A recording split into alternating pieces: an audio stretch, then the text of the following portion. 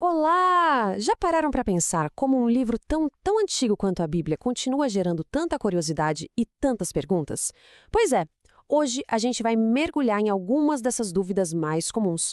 E a inspiração para isso veio de uma conversa bem simples, mas ao mesmo tempo muito profunda, que toca em questões que, olha, muita gente já deve ter se feito. E tudo começa com essa pergunta aqui, feita por um senhor chamado Seu Felipe. É uma questão muito honesta, né? Direto ao ponto.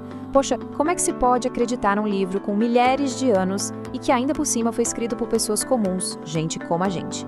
Essa pergunta é, sem dúvida, o ponto de partida perfeito para a nossa exploração de hoje.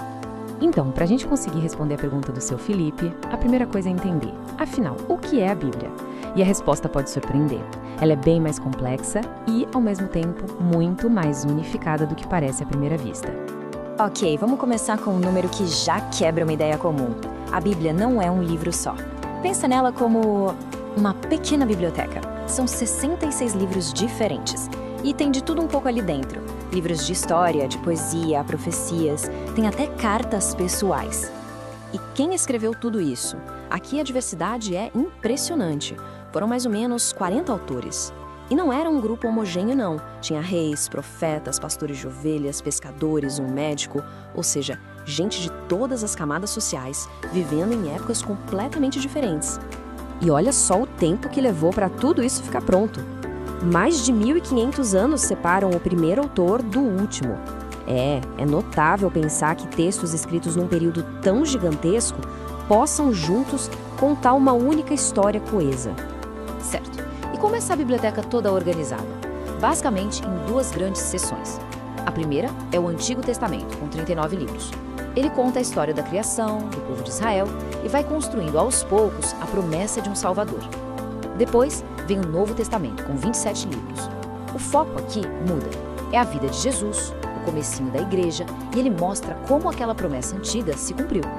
No final, os dois testamentos juntos contam uma única e grande história. Então, o ponto principal é que, mesmo com essa complexidade toda, um monte de livros, autores, séculos de história, existe um propósito que amarra tudo. A Bíblia busca revelar quem é Deus, apresentar a figura de Jesus, mostrar a nossa condição humana e, por fim, oferecer um caminho de esperança. Isso nos leva, naturalmente, à próxima pergunta. Ok, se são 66 livros separados, como é que eles foram reunidos num lugar só? Vamos dar uma olhada em como esse processo aconteceu. Uma coisa é certa, a Bíblia não caiu pronta do céu. A formação dela foi um processo histórico, gradual.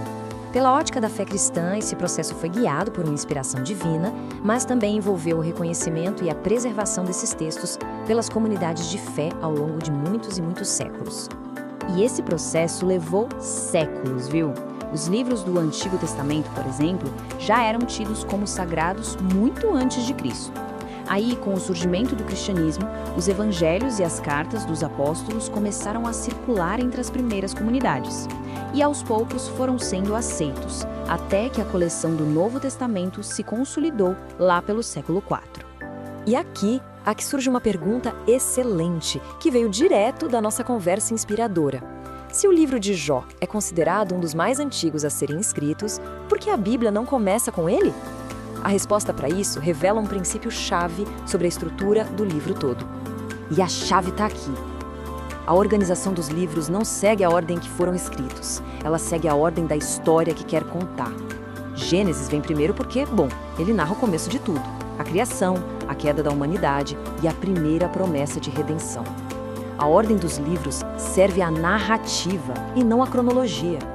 E essa lógica de organização nos leva a um conceito super importante, o cânon. Como foi que se decidiu qual seria a lista oficial de livros que formariam as escrituras? Vamos entender essa palavra. Cânon vem de um termo antigo que significa régua ou padrão. É basicamente a lista oficial dos livros que as comunidades de fé, ao longo dos séculos, reconheceram como sendo inspirados por Deus. É importante dizer que não foi uma decisão de um comitê pequeno numa sala fechada. Foi um consenso que foi se formando com o tempo. E isso já puxa outra dúvida muito comum. Hoje em dia a gente vê tantas versões, tantas traduções diferentes da Bíblia. Será que a mensagem original não acabou se perdendo ou sendo modificada no meio do caminho? Olha, a resposta que os especialistas dão é que as traduções são como roupas diferentes para a mesma pessoa. A aparência pode mudar um pouco, mas a essência continua ali. O objetivo é pegar o significado original, lá do hebraico, do aramaico, do grego, e expressar isso de uma forma que faça sentido hoje. O estilo da linguagem pode variar, mas a mensagem central sobre Deus e a salvação, essa permanece a mesma. Ok, já entendemos o que é a Bíblia, como ela foi formada. A pergunta agora é bem prática. Como alguém pode, de verdade, começar a estudar esse livro de um jeito que funcione? A sugestão aqui é uma abordagem bem ativa. O primeiro passo seria um momento de reflexão, de oração, para preparar a mente.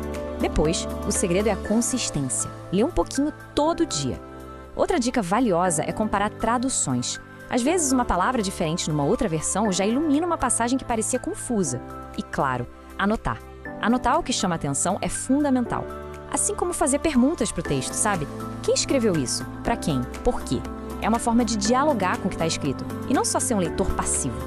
E tudo isso nos leva à questão final, que talvez seja a mais importante de todas. Por que confiar nesse livro? A base da confiança, segundo a teologia cristã, se apoia em 3 pilares, 3 ideias que estão conectadas. O primeiro pilar é a inspiração. A ideia não é que os autores eram como robôs, só transcrevendo o que ouviam. A crença é que Deus guiou os pensamentos e as palavras deles, mas usando a personalidade e o estilo de cada um. O resultado, então, seria ao mesmo tempo um trabalho humano e a mensagem divina. Da inspiração surge a ideia de inerrância. Isso quer dizer que os manuscritos originais, os primeiríssimos, não tinham erros na mensagem que eles queriam passar. É uma afirmação bem forte sobre a confiabilidade da mensagem original, garantindo que ela é verdadeira em tudo que afirma. E, por último, vem a autoridade. Se a Bíblia é inspirada e sua mensagem original é confiável, então ela se torna o guia definitivo para a fé e para a vida. Ela deixa de ser só um livro de história e se torna uma bússola para entender a Deus e para guiar as nossas decisões. E para trazer esses conceitos todos de volta para a realidade, a nossa fonte termina com essa frase maravilhosa do seu João, o marceneiro. A fé dele não é algo abstrato. Ela aparece na qualidade do trabalho dele. A autoridade das escrituras na vida dele é visível, na cadeira que ele construiu com tanto cuidado. E assim a gente termina com essa reflexão. Se a grande história da Bíblia é sobre salvação, sobre esperança, como é que essa mensagem tão antiga ecoa no nosso mundo hoje? Essa é a pergunta que fica no ar. Espero que essa análise tenha ajudado a clarear alguns pontos. Até a próxima!